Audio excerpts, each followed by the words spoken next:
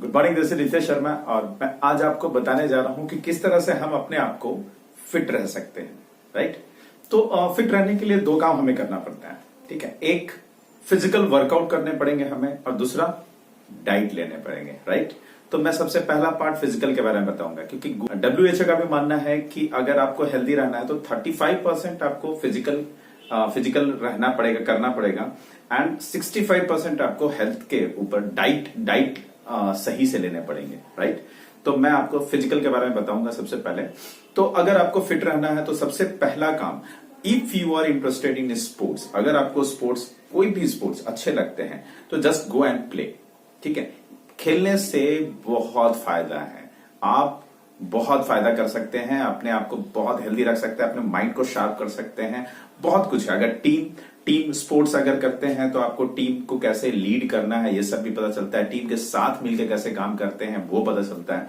तो स्पोर्ट्स बहुत जरूरी है। अगर स्पोर्ट्स आपको नहीं है, आपके पास जगह नहीं है, तो एक बहुत अच्छा चीज है जो कर सकते हैं आप, वो है रनिंग।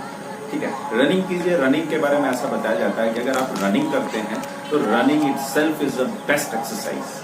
ठीक है, ये आपके शरीर के हर एक अंग को एनर्जाइज करता है, ब्लड फ्लो सर्कुलेशन बढ़ा देता है, ब्लड सर्कुलेशन, आपका माइंड एक्सरसाइज बहुत कुछ होगा। Exercise is very important. Running अगर आपको हेल्दी रहना है तो एक्सरसाइज रनिंग के साथ साथ अगर किन्हीं के आसपास में स्विमिंग पूल है तो यू कैन डू स्विमिंग।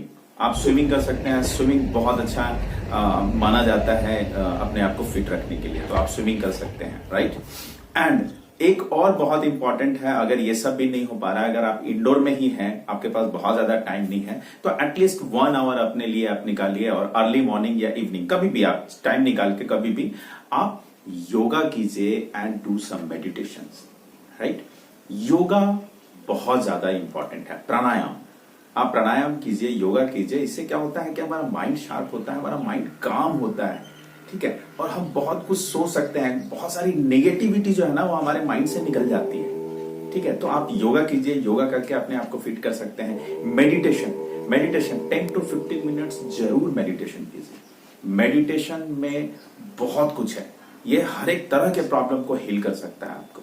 तो ये बहुत ज्यादा जरूरी है कि आप मेडिटेशन करें।